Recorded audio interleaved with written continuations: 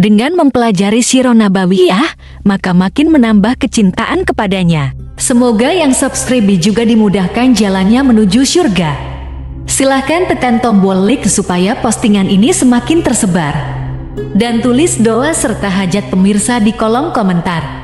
Semoga semakin banyak yang mengaminkan, maka semakin cepat terkabul. Nabi Sulaiman alaihi salam adalah manusia terkaya sepanjang sejarah kehidupan manusia di muka bumi. Dalam beberapa kitab suci seperti Al-Quran, Alkitab, dan Injil, Nabi Sulaiman alaihi salam dijelaskan sebagai manusia terkaya yang pernah hidup di muka bumi. Tidak ada satupun manusia yang bisa mengalahkan total kekayaannya hingga hari kiamat tiba. Para arkeolog telah menemukan situs peninggalan sejarah Islam yang mengungkap total kekayaan Nabi Sulaiman alaihi salam. Erez bin Yosef, seorang profesor sekaligus peneliti, ia menyatakan bahwa 3.000 tahun yang lalu Nabi Sulaiman alaihi salam diperkirakan memiliki kekayaan senilai 2,2 triliun US dollar. Dan apabila dikonversikan dengan nilai mata uang dolar hari ini, jika dirupiahkan, maka nilainya setara dengan 32.891.870 triliun rupiah. Profesor itu juga menjelaskan bahwa kekayaan Nabi Sulaiman alaihi salam berasal dari dua sumber, yakni istana kerajaan dan tambang tembaga. Nilai itu berkali-kali lipat lebih banyak dari total kekayaan negara Indonesia yang hanya mencapai 11.454 triliun per 30 Desember 2021. Nabi Sulaiman alaihi salam memiliki beberapa mukjizat. Di antaranya adalah dapat berbicara dengan bahasa binatang. Beliau dapat memerintah mereka untuk melakukan sesuatu.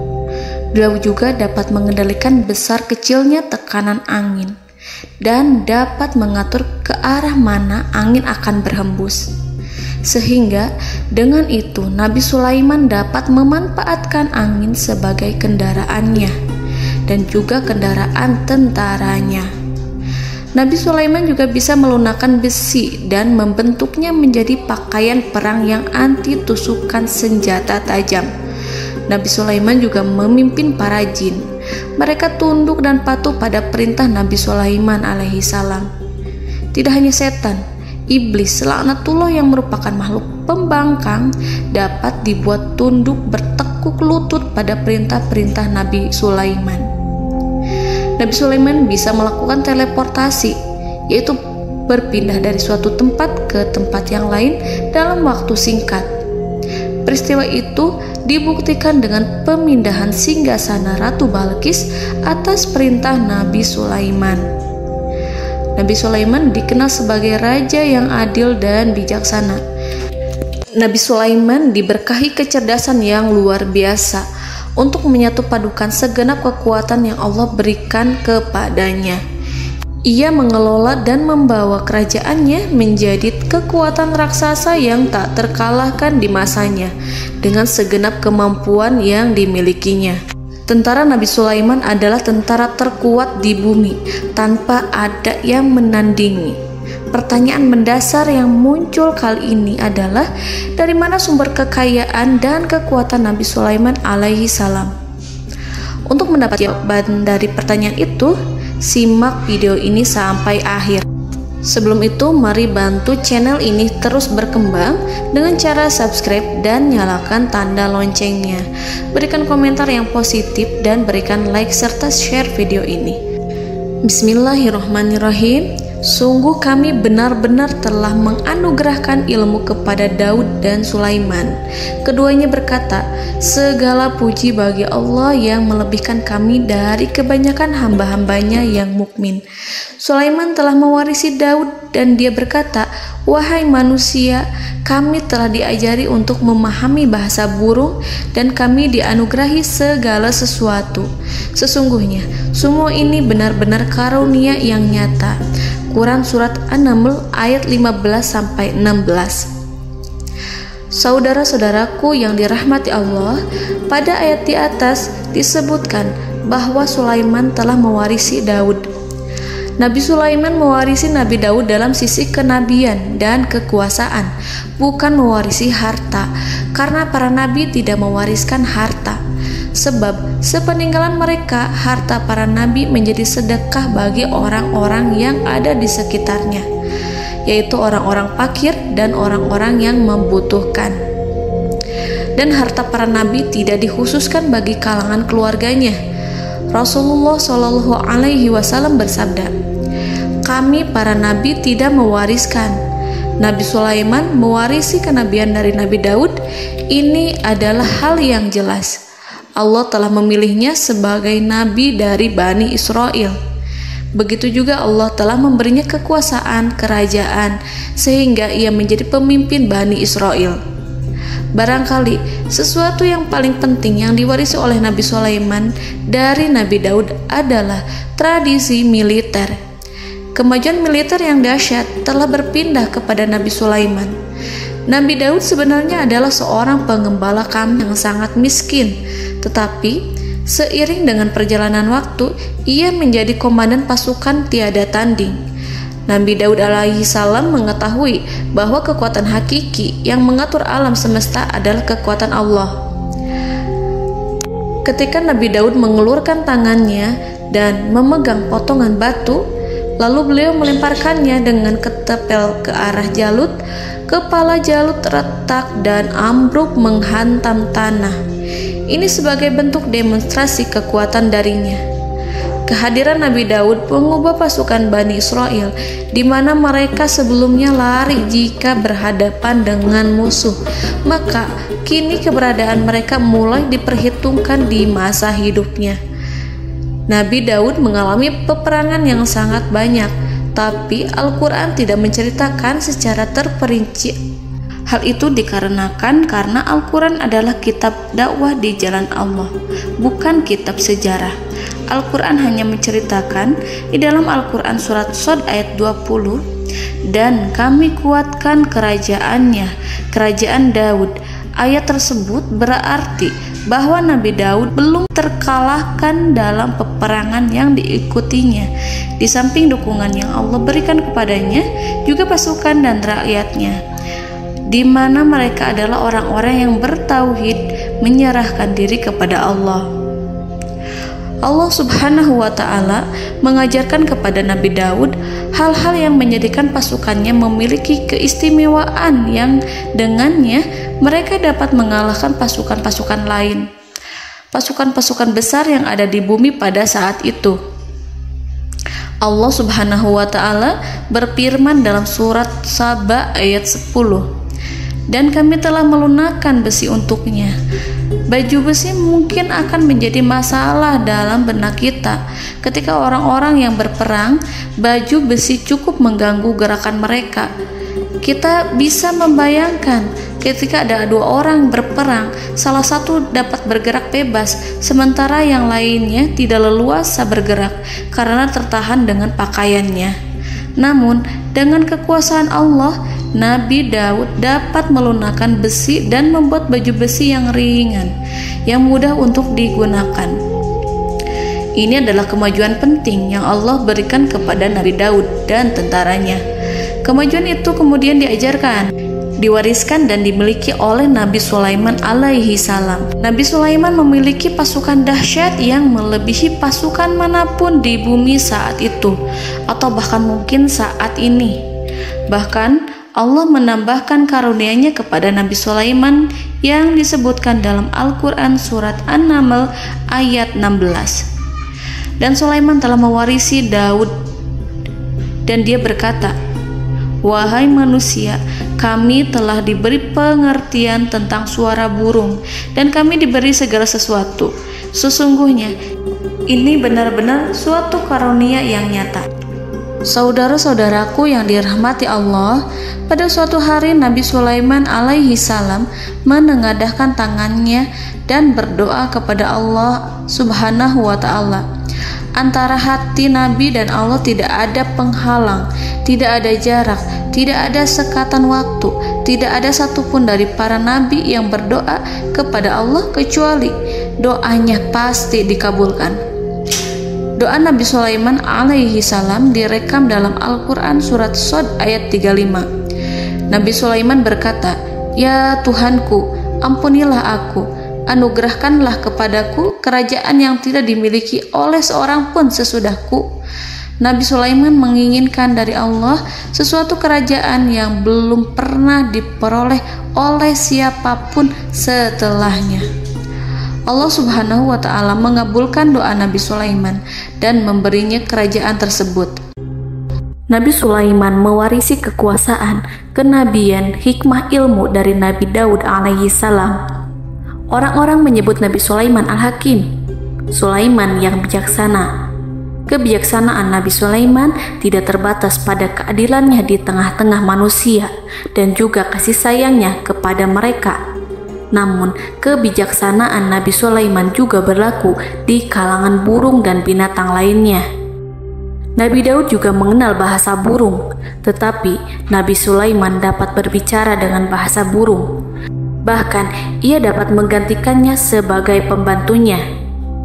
Ketika Nabi Daud bertasbih di gunung, burung-burung serta binatang buas ikut bertasbih bersamanya. Bahkan angin pun berhenti untuk mendengarkan tasbih itu.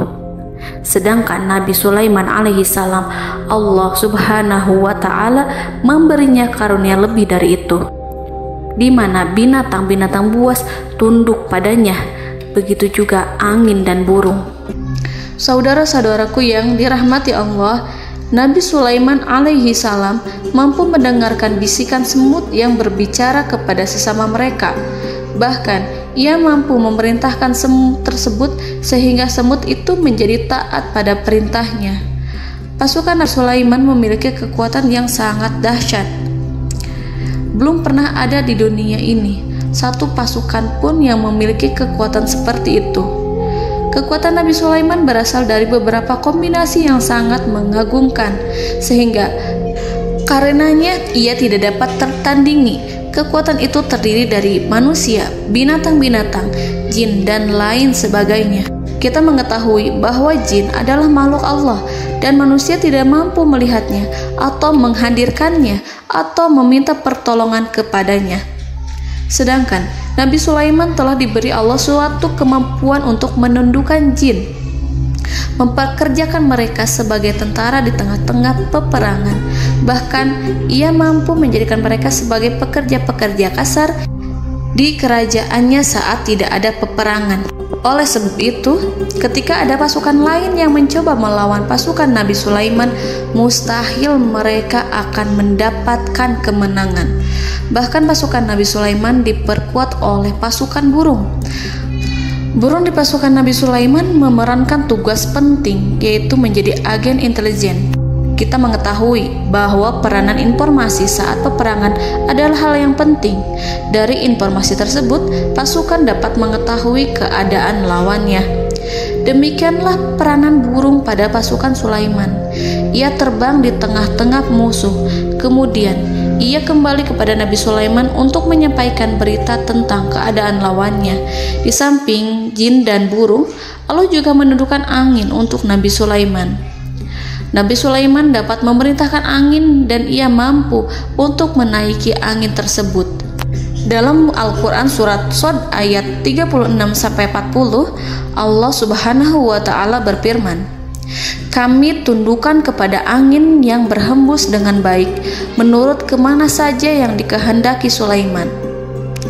Dan kami tundukkan pula kepadanya setan-setan, semuanya ahli bangunan dan penyelam, dan setan yang lain yang terikat dalam belenggu. Inilah anugerah kami, maka berikanlah kepada orang lain atau tahanlah untuk dirimu tanpa perhitungan, dan sesungguhnya dia mempunyai kedudukan yang dekat pada sisi kami dan tempat kembali yang baik." Saudara-saudaraku yang dirahmati Allah, Allah Subhanahu wa Ta'ala juga memberikan kemampuan yang tak seorang pun dari para nabi mendapatkannya, yaitu kemampuan untuk memerintah setan. Setan adalah salah satu bagian dari jin. Ia adalah kelompok yang celaka dari bangsa jin. Kelompok ini sebenarnya tidak mampu dikuasai oleh manusia. Bahkan jin yang soleh tidak dapat mengatur setan. Adapun Nabi Sulaiman, Allah telah memberinya kekuasaan untuk menundukkan setan dan mempekerjakannya, bahkan mengikatnya dengan rantai serta menghukumnya jika ia menentang pada perintahnya. Setan membangun untuk Sulaiman istana-istana, patung-patung dan alat-alat perang. Bahkan setan-setan itu menyelam ke dasar lautan untuk mengeluarkan permata dan yakut untuk Sulaiman. Jika di antara setan yang menentang perintahnya, maka Nabi Sulaiman alaihi salam mengikatnya dengan rantai. Ini semua menunjukkan kekayaan Nabi Sulaiman dan kekuasaannya, di mana ia mampu mengatur banyak makhluk di bumi ini. Tentu saja, kemampuan itu semua adalah atas izin dari Allah Subhanahu wa Ta'ala sebagai mukjizat darinya. Allah Subhanahu wa Ta'ala berfirman dalam Al-Quran surat Saba ayat 12, dan sebagian dari jin adalah yang bekerja di hadapannya di bawah kekuasaannya dengan izin Tuhannya, dan siapa yang menyimpang di antara mereka dari perintah kami, maka kami rasakan kepadanya azab neraka yang apinya menyala-nyala. Para jin itu membuat untuk Sulaiman apa yang dikehendakinya, dari gedung-gedung yang tinggi, patung-patung, dan piring-piring yang besarnya seperti kolam, atau periuk yang tetap berada di atas tungku. Saudara-saudaraku yang dirahmati Allah, Nabi Sulaiman yang bijaksana adalah penguasa yang tak tertandingi di muka bumi. Meskipun memperoleh nikmat-nikmat khusus yang agung itu yang Allah berikan kepada Sulaiman, beliau tetap menunjukkan dirinya sebagai manusia yang paling banyak berzikir kepada Allah dan manusia yang paling banyak bersyukur di zamannya. Saudara-saudaraku yang dirahmati Allah, sebagaimana Allah Subhanahu wa Ta'ala memberikan nikmat kepada ayahnya Nabi Daud alaihi salam, di mana ia mampu melunakkan besi, dan Allah mengajarinya bagaimana cara mencairkan besi, maka Nabi Sulaiman alaihi salam dapat memanfaatkan tembaga yang cair untuk peperangan. Dan juga di saat perdamaian, pada saat peperangan, beliau mencampur tembaga dengan besi dan menjadikannya perunggu. Mereka menggunakan senjata-senjata perunggu dalam peperangan seperti pedang, baju besi, dan juga pisau. Senjata-senjata ini adalah senjata yang paling kuat pada saat itu. Sedangkan di saat damai, tembaga digunakan untuk membuat bangunan, perhiasan, dan sebagainya. Meskipun Nabi Sulaiman mendapatkan nikmat yang besar dan karunia yang khusus, Allah Subhanahu wa Ta'ala mengujinya dengan suatu ujian yang dahsyat. Ujian yang akan selalu datang kepada seorang hamba yang soleh. Ketika hamba itu mendapatkan kedudukan besar, maka ujiannya pun menjadi besar. Allah Subhanahu wa Ta'ala menguji Nabi Sulaiman dengan penyakit. Diceritakan oleh Fahru Roji, Nabi Sulaiman diuji dengan suatu penyakit yang keras, di mana kedokteran saat itu tidak dapat dan tidak mampu mengatasinya. Sakitnya Nabi Sulaiman sangat keras sehingga para dokter dari kalangan manusia ataupun jin tidak mampu menghilangkan penyakit itu. Lalu burung-burung menghadirkan rumput-rumput yang dianggapnya sebagai obat, tetapi Nabi Sulaiman tak kunjung sembuh. Semakin hari penyakit Nabi Sulaiman semakin menjadi-jadi, sehingga ketika Nabi Sulaiman duduk di atas kursi, ia duduk bagaikan tubuh tanpa roh. Seakan-akan ia mati karena saking keras penyakit yang dideritanya. Sakit yang diderita oleh Nabi Sulaiman alaihi salam berlangsung sangat lama.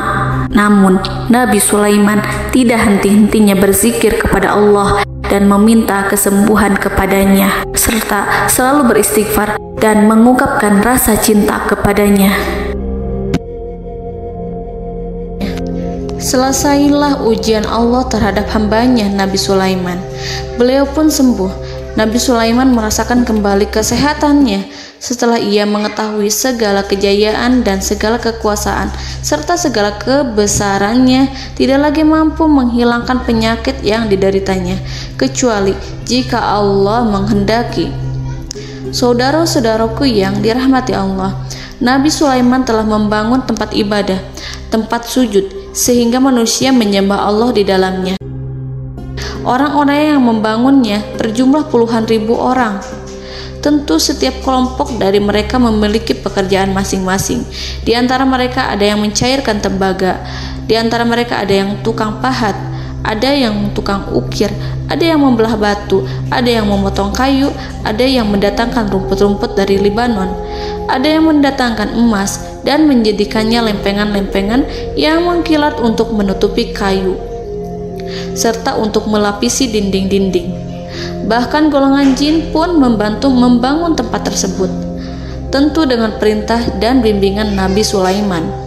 Mereka membuat patung-patung yang besar, membuat bejana yang besar untuk tempat makan para tentara dan pekerja, yaitu bejana seperti gunung. Karena saking berat dan besarnya, mereka juga membuat tempat-tempat minum yang besarnya seperti kolam.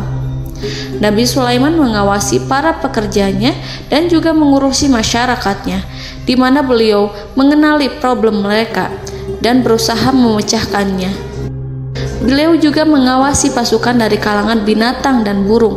Beliau mengetahui apabila ada satu di antara mereka yang tidak datang, kemana ia pergi serta mengapa ia pergi. Nabi Sulaiman menguasai pengetahuan itu semua. Nabi Sulaiman bukan hanya mengetahui problem tentara-tentaranya dari kalangan manusia ataupun tentaranya dari kalangan burung, namun ia juga menunjukkan kasih sayang terhadap semut, di mana beliau mendengar bisikannya dan tidak suka untuk menginjaknya. Nabi Sulaiman selalu menundukkan kepalanya ke bumi sebagai bentuk rasa rendah diri dan syukur kepada Allah.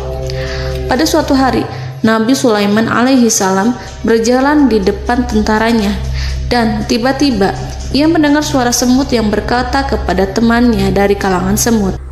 Hal itu terekam dalam Al-Quran surat An-Naml ayat 18-19. Wahai semut-semut, masuklah ke dalam sarang-sarangmu agar kamu tidak terinjak oleh Sulaiman dan tentaranya, sedangkan mereka tidak menyadarinya. Nabi Sulaiman alaihi salam tersenyum mendengar itu dan ia berdoa, "Ya Allah, ya Tuhanku, berilah aku ilham untuk tetap mensyukuri nikmat-Mu yang telah Engkau anugerahkan kepadaku dan kepada kedua orang ibu bapakku, dan untuk mengerjakan amal soleh yang Kau ridhoi, dan masukkanlah aku ke dalam rahmat-Mu, ke dalam golongan hamba-hamba-Mu yang soleh."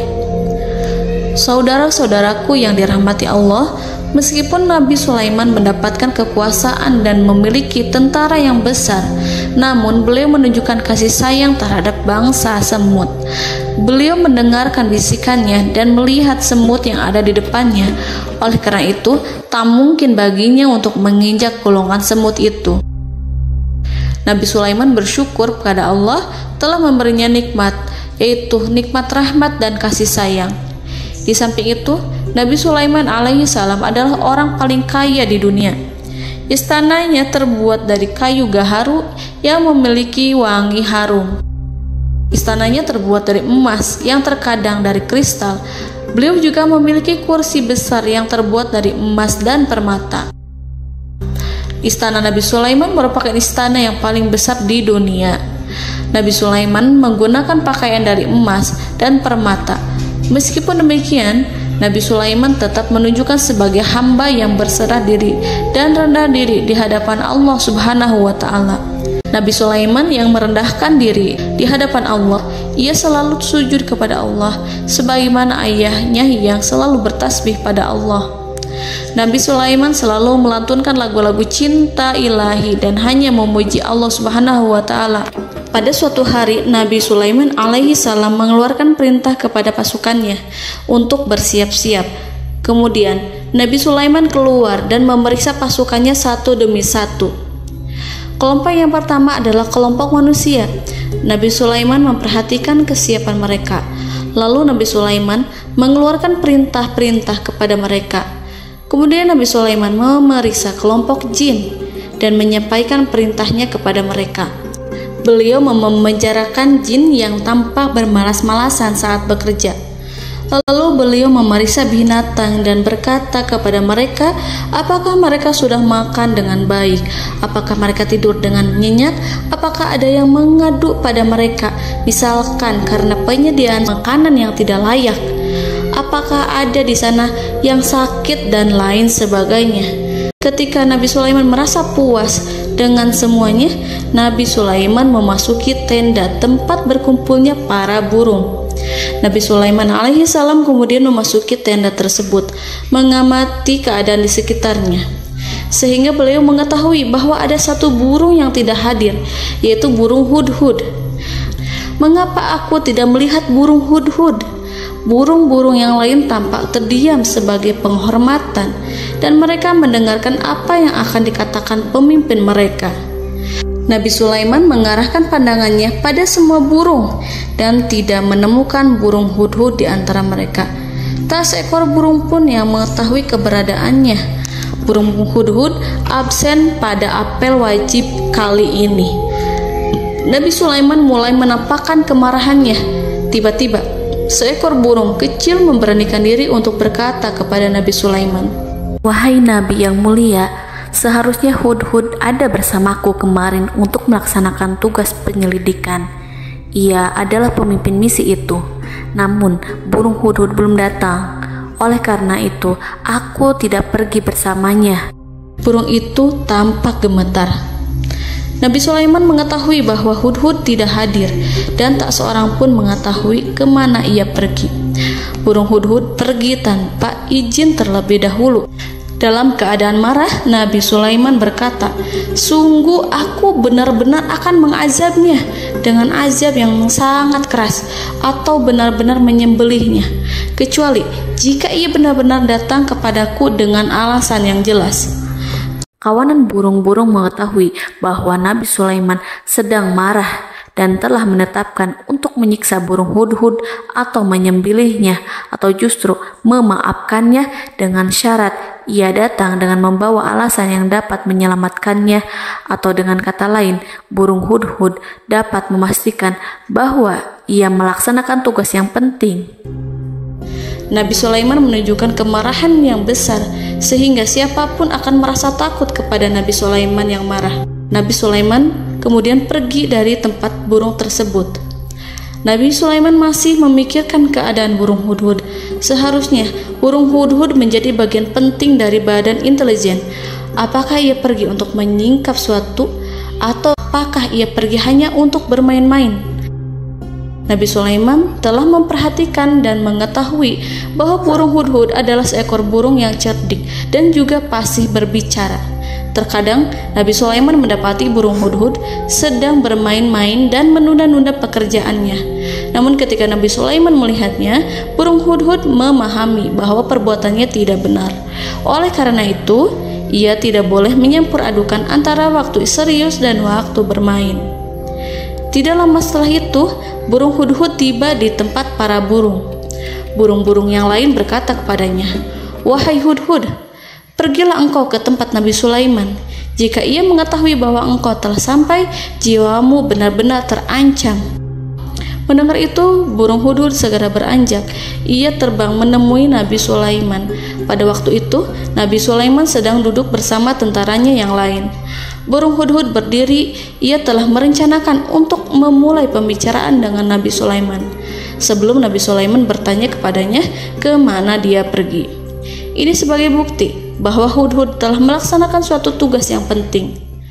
Dalam Al-Quran Surat An-Naml ayat 22, burung hudhud berbicara, "Aku telah mengetahui sesuatu yang kamu belum mengetahuinya, dan kubawa kepadamu dari negeri Saba suatu berita penting yang diyakini seakan-akan burung hudhud hendak berkata, 'Aku adalah hudhud yang miskin, tapi aku mengetahui apa yang tidak engkau ketahui, dan aku telah datang kepadamu dari kerajaan Saba dengan membawa berita yang sangat penting.'" Nabi Sulaiman tampak terdiam menunggu hudhud menyelesaikan kisahnya. Dalam surat An-Naml ayat 23-24, burung hudhud berkata, "Sesungguhnya aku menjumpai seorang wanita yang memerintah mereka. Dia dianugerahi segala sesuatu serta mempunyai singgasana yang besar. Aku mendapati dia dan kaumnya menyembah matahari selain Allah. Dan setan-setan telah menjadikan mereka memandang indah perbuatan-perbuatan mereka, lalu menghalangi mereka dari jalan Allah, sehingga mereka tidak mendapat petunjuk." Burung hudhud diam. Nabi Sulaiman merasa bahwa hudhud menunjukkan kefasihan lisannya. Nabi Sulaiman berkata dalam Quran surat An-Naml ayat 27 sambil menunjukkan senyum manisnya.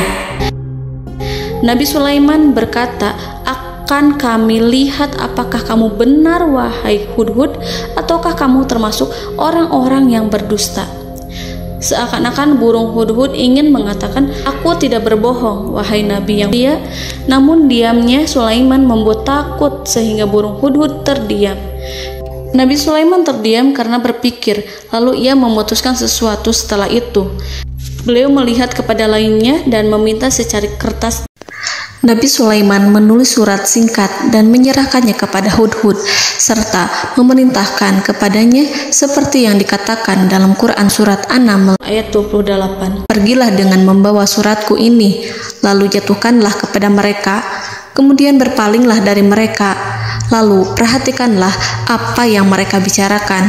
Al-Quranul Karim hanya menceritakan dalam Quran surat An-Naml bagaimana perginya hudhud dan bagaimana ia menyerahkan surat itu. Lalu Al-Quran langsung menyebut keadaan kerajaan Balqis yang saat itu sedang membaca surat di depan para pembesar kerajaan dan para menterinya.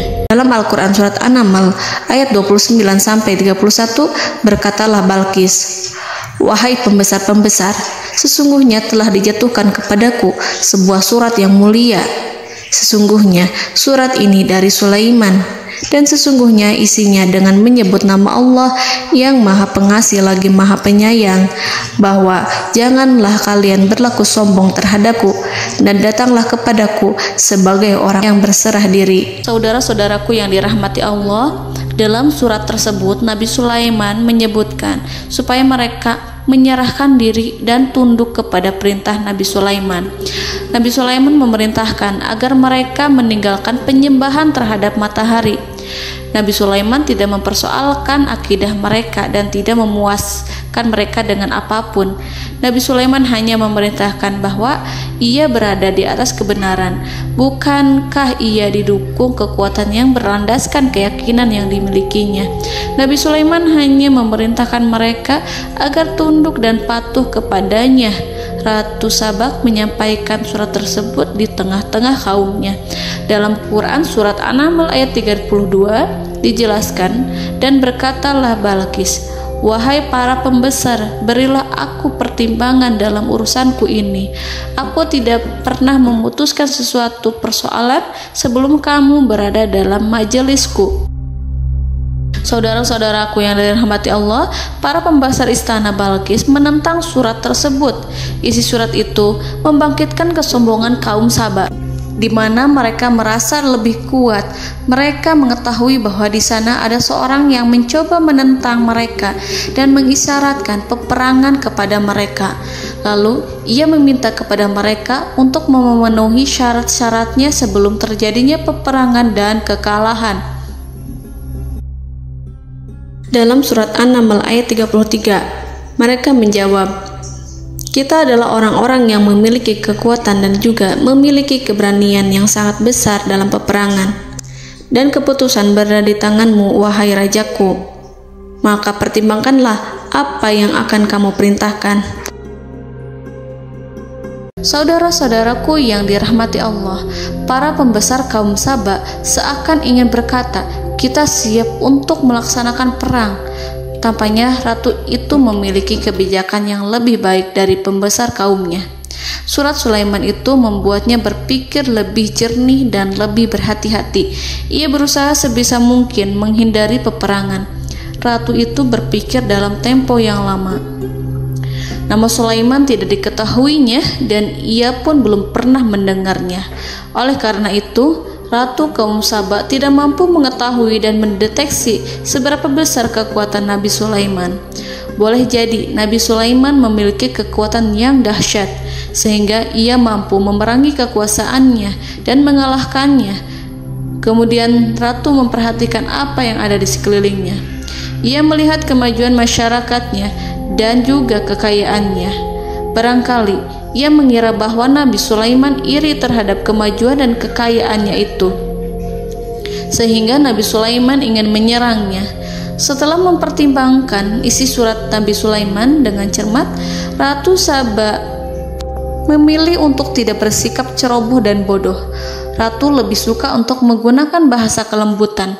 Ia mengirim kepada Nabi Sulaiman suatu hadiah yang besar.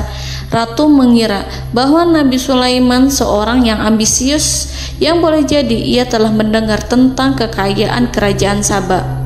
Para utusan pergi dengan membawa hadiah dari Ratu Saba.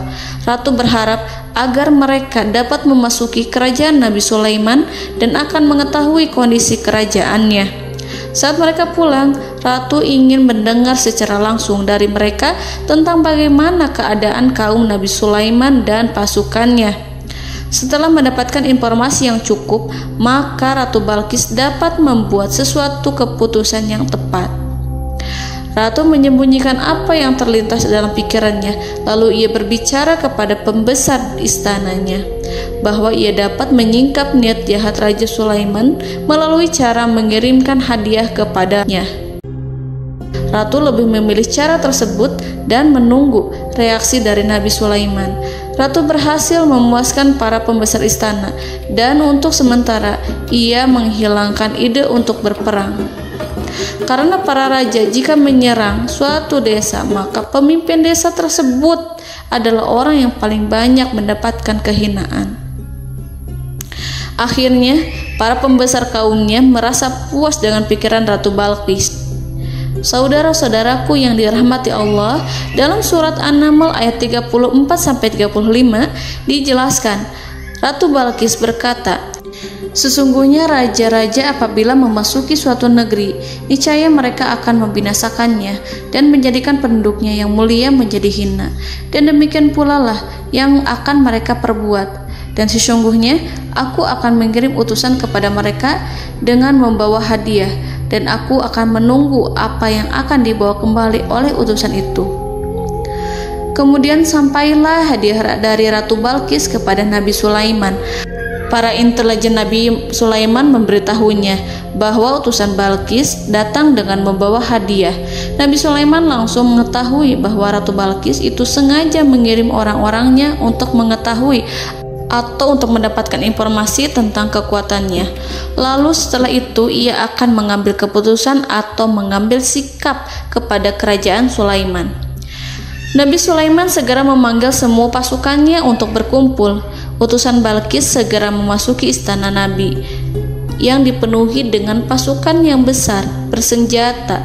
Melihat itu, utusan Ratu Balqis tercengang dan terkejut ketika mereka melihat kekayaan yang mereka bawa tidak ada apa-apanya dibandingkan dengan kerajaan Nabi Sulaiman.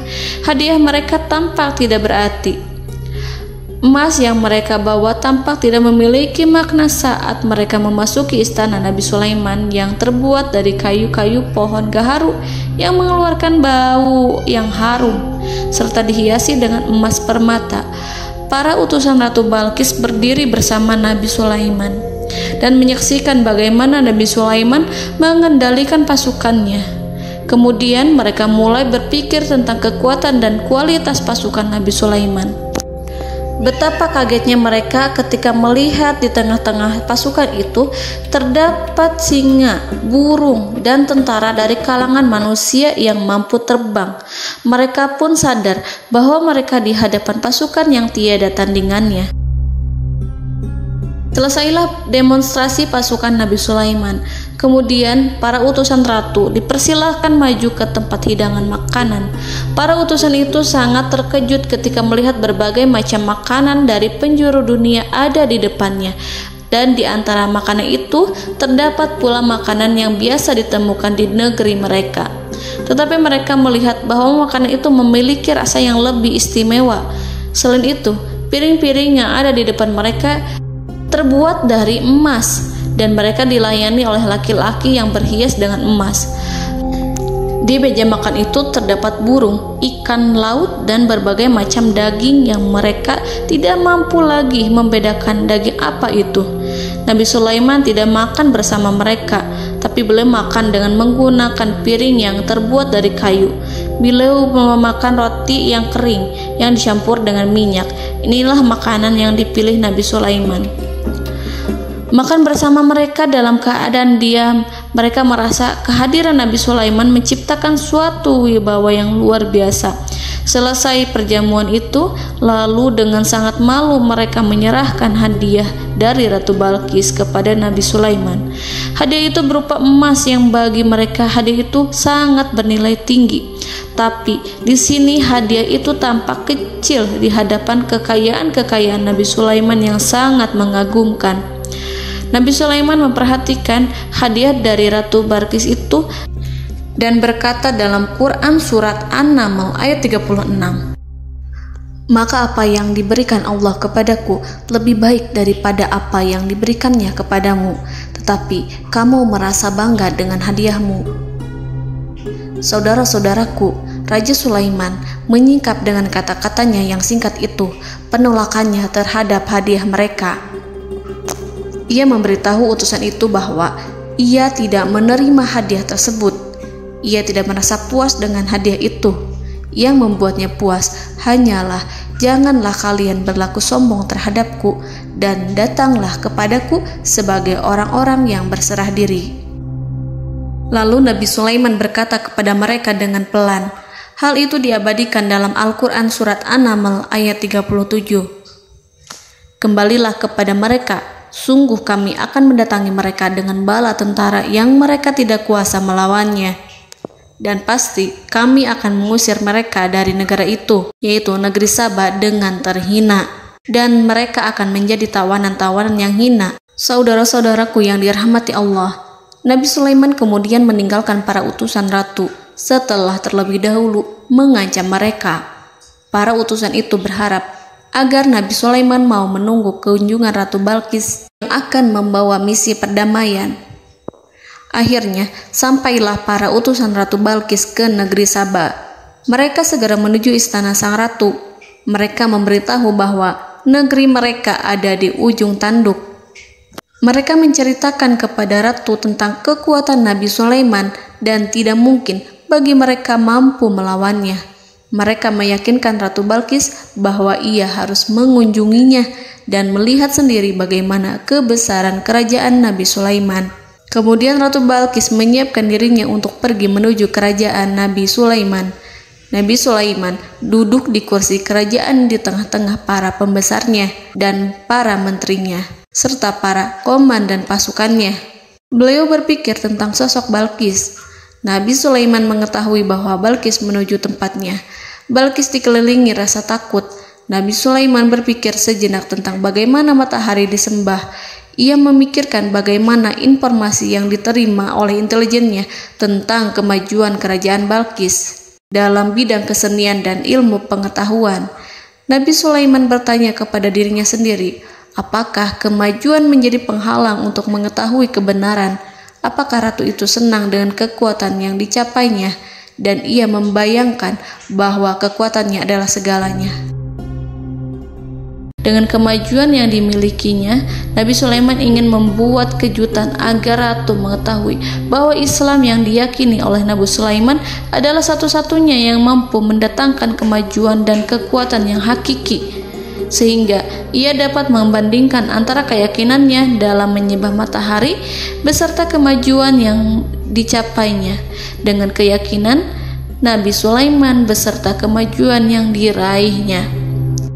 Saudara-saudaraku yang dirahmati Allah, para mata-mata Nabi Sulaiman telah memberitahunya bahwa hal yang sangat disegani dan dikagumi oleh kaum Balkis adalah kerajaan Saba, yaitu singgasana Ratu Balkis. Singgasana itu terbuat dari emas dan batu delima. Singgasana tersebut dijaga oleh penjaga yang sangat disiplin, di mana mereka tidak pernah lalai sedikit pun.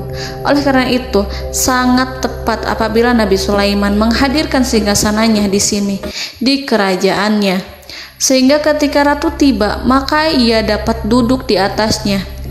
Nabi Sulaiman ingin membuat kejutan kepadanya dan menunjukkan bahwa kemampuannya tersebut yang berlandaskan pada keislaman. Nabi Sulaiman melakukan yang demikian itu dengan harapan agar si ratu tunduk kepadanya. Ide itu terlintas dalam diri Nabi Sulaiman. Lalu ia mengangkat kepalanya dan menoleh kepada anak buahnya.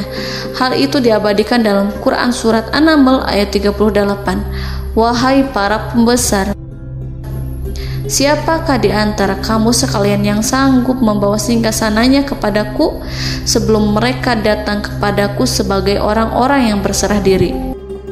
Saudara-saudaraku, perhatikanlah ungkapan pikiran Nabi Sulaiman tersebut. Semua pemikirannya berkisar tentang keislaman para penyembah matahari, tentang bagaimana beliau dapat memberikan petunjuk kepada mereka di jalan Allah. Yang pertama menjawab pertanyaan Nabi Sulaiman adalah jin Ifrit. Dalam Quran Surat An-Naml ayat 39, berkatalah Ifrit yang cerdik dari golongan jin, "Aku akan datang kepadamu dengan membawa singgasana itu sebelum kamu berdiri dari tempat dudukmu. Sesungguhnya aku benar-benar kuat untuk membawanya, lagi dapat dipercaya." Nabi Sulaiman berdiri dari tempat duduknya. Setelah 1 jam atau 2 jam, jin itu berjanji kepadanya untuk menghadirkan singgasana Balkis. Sebelum itu, istana Nabi Sulaiman di Palestina, sedangkan istana Balkis terletak di Yaman. Antara singgasana tersebut dengan singgasana Nabi Sulaiman berjarak lebih dari ribuan mil. Barangkali pesawat yang cepat sekalipun yang kita kenal hari ini tidak akan mampu membawa dan mendatangkan istana itu dalam waktu 1 jam. Tetapi masalahnya di sini, berhubung dengan kekuatan jin yang serba misterius, Nabi Sulaiman tidak mengomentari sedikit pun terhadap apa yang dikatakan oleh Ifrit. Nabi Sulaiman tampak menunggu tanggapan lain yang mampu menghadirkan singgasana Balkis yang lebih cepat dari jin Ifrit. Nabi Sulaiman menoleh kepada seorang yang di sana, yang duduk di atas naungan. Hal itu diceritakan dalam Al-Quran Surat An-Naml ayat 40. Berkatalah seseorang yang mempunyai ilmu dari Alkitab, "Aku akan membawa singgasana itu kepadamu sebelum matamu berkedip." Maka tatkala Sulaiman melihat singgasana itu terletak di hadapannya, ia pun berkata, "Ini termasuk karunia Tuhanku untuk menguji aku. Apakah aku akan bersyukur atau mengingkari nikmatnya? Dan barang siapa yang bersyukur, maka sesungguhnya dia bersyukur untuk kebaikan dirinya sendiri. Dan barang siapa yang ingkar, maka sesungguhnya Tuhanku maha kaya lagi maha mulia." Saudara-saudaraku, belum lama seseorang yang mempunyai ilmu dari Alkitab menyatakan kalimatnya, sehingga singgasana itu tiba-tiba ada di depan Nabi Sulaiman, yang mampu menghadirkan singgasana itu lebih cepat dari kedipan mata. Al-Quranul Karim tidak menyingkap kepribadian seseorang yang menghadirkan singgasana itu. Al-Quran hanya menggarisi bahwa orang itu mempunyai ilmu dari Alkitab. Al-Quran tidak menjelaskan kepada kita apakah ia seorang malaikat ataukah manusia ataukah jin. Al-Quran sengaja tidak menyingkap hakikat kitab yang dimaksud. Saudara-saudaraku yang dirahmati Allah, setelah melihat singgasana itu, Nabi Sulaiman bersyukur kepada Allah. Ia mulai memperhatikan singgasana sang ratu. Singgasana tersebut merupakan simbol pembangunan dan juga kemajuan, tetapi tampaknya ia hanya sesuatu yang biasa saja jika dibandingkan dengan kekuasaan dan kebesaran ciptaan yang dibuat oleh manusia dan jin di kalangan istana Nabi Sulaiman. Nabi Sulaiman memikirkan dalam tempo yang sangat lama singgasana Ratu Balkis itu. Kemudian beliau memerintahkan agar singgasana itu diperbaiki, sehingga saat Ratu Balkis datang, dia akan mengujinya. Apakah Ratu Balkis dapat mengenali singgasananya ataukah tidak? Dalam Al-Quran Surat An-Naml ayat 41, Nabi Sulaiman berkata, "Ubahlah baginya singgasananya, maka kita akan melihat apakah dia mengenal ataukah dia termasuk orang-orang yang tidak mengenalnya." Saudara-saudaraku yang dirahmati Allah, Nabi Sulaiman memerintahkan agar dibangun istana yang akan digunakan untuk menyambut Ratu Balqis. Nabi Sulaiman memilih tempat di laut dan ia memerintahkan agar dibangun suatu istana di mana sebagian besarnya terdiri dari air laut. Nabi Sulaiman memerintahkan agar lantainya itu terbuat dari kaca yang tebal dan kuat, sehingga orang-orang yang berjalan di atas istana itu akan dapat melihat di bawahnya ada ikan-ikan berwarna-warni yang berenang-renang. Dan mereka akan melihat rumput-rumput laut yang bergerak-gerak. Akhirnya, selesailah pembangunan istana itu. Saking bersihnya kaca lantainya, sehingga tampak di sana tidak ada kaca. Burung hudhud memberitahu Nabi Sulaiman bahwa Balqis telah sampai dekat kerajaannya. Kemudian Ratu Balqis datang. Al-Quran tidak menyebutkan keadaan Nabi Sulaiman saat menyambut Balqis, namun Al-Quran menunjukkan dua sikap Ratu Balqis. Yang pertama, bagaimana sikap Balqis ketika pertama kali melihat singgasananya yang datang mendahuluinya, padahal ia telah meninggalkan pengawalannya untuk tetap setia menjaga singgasananya itu. Keadaan kedua adalah keadaan di depan istana yang dibangun untuk penyambutan Balqis. Istana itu penuh dengan permata yang berenang-renang di bawahnya ikan-ikan. Dalam Quran Surat An-Naml ayat 42 dijelaskan, "Dan ketika Balqis datang, ditanyakanlah kepadanya, 'Serupa inikah singgasanamu?' Balqis menjawab, 'Seakan-akan singgasana ini adalah singgasanaku. Kami telah diberi pengetahuan sebelumnya, dan kami adalah orang-orang yang berserah diri.'" Saudara-saudaraku, pada dialek di atas, Balqis melihat singgasananya dan ia tercengang saat mengetahui bahwa itu adalah singgasana miliknya. Namun kemudian ia mulai ragu karena melihat tidak sepenuhnya itu singgasana miliknya. Jika itu benar-benar miliknya, lalu bagaimana ia datang mendahuluinya? Dan bila bukan singgasananya, maka bagaimana Sulaiman dapat meniru sepersis dan seteliti itu? Padahal Sulaiman tidak pernah sekalipun ke kerajaannya. Nabi Sulaiman berkata saat melihat Balqis mengamati singgasananya, "Apakah ini singgasanamu?" Balqis terlihat sangat kebingungan, namun setelah itu ia menjawab, "Sepertinya benar." Nabi Sulaiman berkata, "Kami telah diberi ilmu sebelumnya dan kami sebagai orang-orang muslim." Saudaraku yang dirahmati Allah, melalui pertanyaan Nabi Sulaiman ingin mengisyaratkan kepada Balqis agar ia membandingkan antara keyakinannya beserta ilmu yang dicapainya dengan keyakinan Nabi Sulaiman yang muslim beserta pengetahuan yang telah diraihnya. Penyembahan terhadap matahari dan pencapaian ilmu yang dicapai oleh Ratu Balqis tanpa tidak ada apa-apanya dibandingkan dengan ilmu Nabi Sulaiman dan keislaman. Nabi Sulaiman telah mendahuluinya dalam bidang ilmu karena keislamannya. Karena itu, sangat mudah baginya untuk mengungguli Balqis dalam ilmu-ilmu yang lainnya. Demikianlah yang disyaratkan dalam pertanyaan Nabi Sulaiman kepada Ratu Balqis. Ratu Saba itu mengetahui bahwa ini adalah singgasananya, di mana singgasana itu datang lebih dahulu daripada dirinya. Beberapa bagian darinya telah diubah saat Balqis masih di perjalanan menuju ke tempat Nabi Sulaiman. Ia berpikir kemampuan apa yang dimiliki Nabi Sulaiman. Ratu Balqis tercengang melihat apa yang disaksikannya, yang berupa buah dari keimanan Nabi Sulaiman dan hubungannya dengan Allah Subhanahu wa Ta'ala. Sebagaimana Balqis juga tercengang ketika melihat kemajuan di bidang ilmu pembangunan, seni, dan ilmu-ilmu yang lainnya. Maka ia tidak lebih kagum lagi saat melihat hubungan yang kuat antara keislaman Nabi Sulaiman dengan ilmunya serta kemajuan yang diraihnya. Dalam Al-Quran Surat An-Naml ayat 43 dijelaskan, "Dan apa yang disembahnya selama ini selain Allah mencegahnya untuk melahirkan keislamannya, karena sesungguhnya ia terdahulu termasuk orang-orang yang kafir." Saudara-saudaraku yang dirahmati Allah, berguncanglah dalam benak Balqis ribuan hal ketika melihat keyakinan kaumnya runtuh di hadapan Nabi Sulaiman. Ia menyadari matahari yang disembahnya hanya merupakan ciptaan Allah, dan Allah lah yang menggerakkannya untuk hamba-hambanya. Lalu terbitlah matahari kebenaran dalam dirinya. Hatinya diterangi oleh cahaya baru yang tidak akan tenggelam seperti tenggelamnya matahari. Masa keislamannya hanya menunggu waktu. Ratu Balqis memilih waktu yang tepat untuk mengumumkan keislamannya.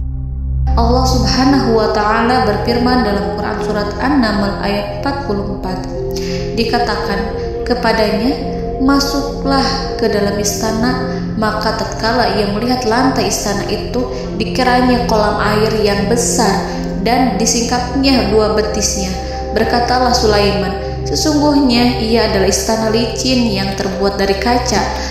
Berkatalah Balqis, wahai Tuhanku, sesungguhnya aku telah berbuat zalim terhadap diriku, dan aku berserah diri bersama Sulaiman kepada Allah Tuhan semesta alam. Saudara-saudaraku yang dirahmati Allah, dikatakan kepada Balqis, masuklah ke dalam istana. Ketika ia masuk, maka ia tidak menyaksikan adanya kaca, tetapi ia melihat air, sehingga ia mengira akan bersinggungan dengan air. Lalu ia menyingkapkan sedikit bajunya agar bajunya itu tidak basah. Nabi Sulaiman mengingatkannya tanpa melihatnya agar ia tidak khawatir terhadap pakaiannya, karena pakaiannya tidak akan basah sebab di sana tidak ada air. Itu sekedar kaca yang halus, yang saking halusnya sehingga ia tidak tampak. Pada kesempatan itulah Balqis mengumumkan keislamannya yang mengakui kelalimannya, dan ia menyatakan menyerahkan diri kepada Nabi Sulaiman dan kepada Allah Tuhan semesta alam. Lalu kaumnya pun mengikutinya dan mereka memeluk Islam. Balqis menyadari ia berhadapan dengan penguasa yang terbesar di bumi dan Nabi Allah yang mulia. Untuk pertama kalinya, wajah Sulaiman tampak dihiasi dengan senyuman yang menunjukkan kepuasannya sejak Balqis mengunjunginya. Demikianlah Nabi Sulaiman mewujudkan kejayaannya yang hakiki dan menyebarkan cahaya Islam di muka bumi. Saudara-saudaraku, Al-Quran tidak menyebutkan kisah Balqis setelah keislamannya. Para ahli tafsir mengatakan bahwa ia menikah dengan Nabi Sulaiman. Selain itu, ada yang mengatakan bahwa ia menikah dengan salah satu orang dekat Nabi Sulaiman.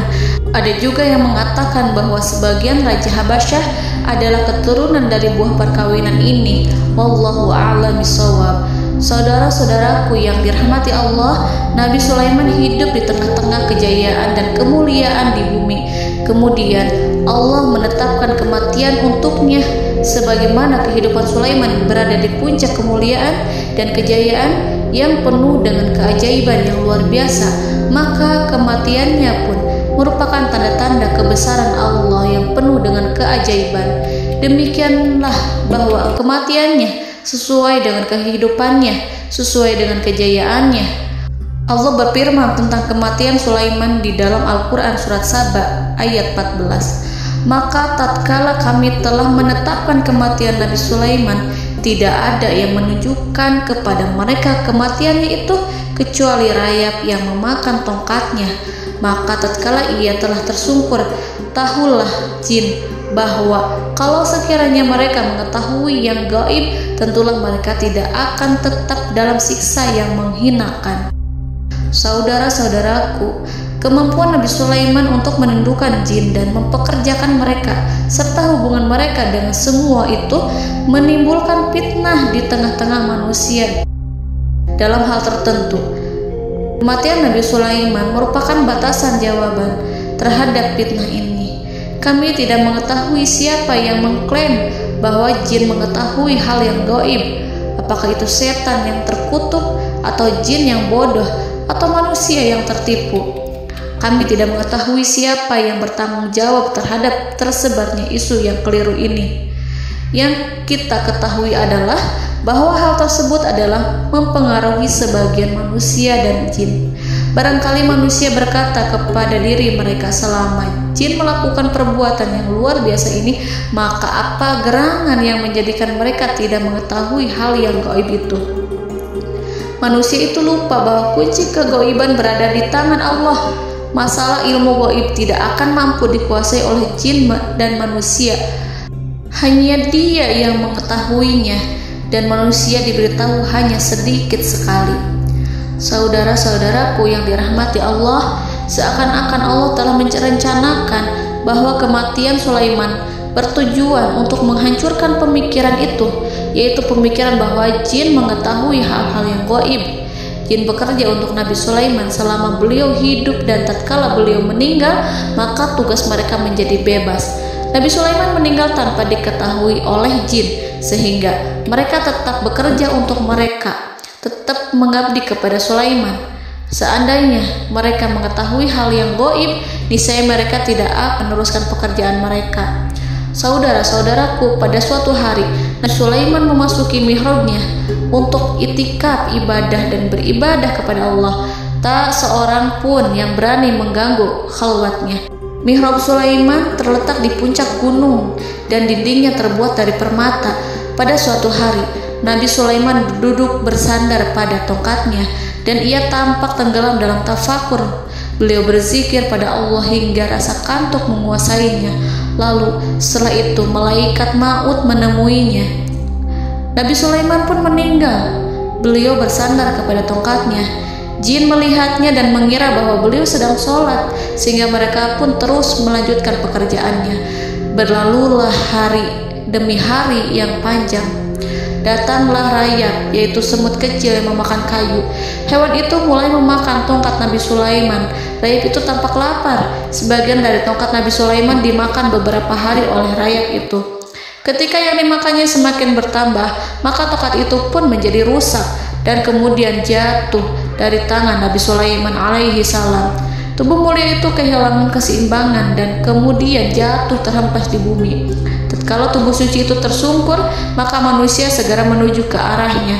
Mereka menyadari dan mengetahui bahwa Nabi Sulaiman telah meninggal dalam waktu yang lama. Jin menyadari bahwa mereka tidak mengetahui hal yang gaib, dan manusia pun mengetahui hakikat ini. Seandainya jin mengetahui hal yang gaib, niscaya ia tidak akan meneruskan siksa yang hina.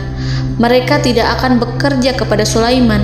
Demikianlah Nabi Sulaiman alaihi salam meninggal dalam keadaan duduk dan sholat di mihrabnya. Lalu berita itu tersebar bagaikan api di bumi. Manusia, burung, dan binatang buas mengantarkan jenazah Nabi Sulaiman. Sekawanan burung tampak sedih dan menangis. Semua makhluk bersedih.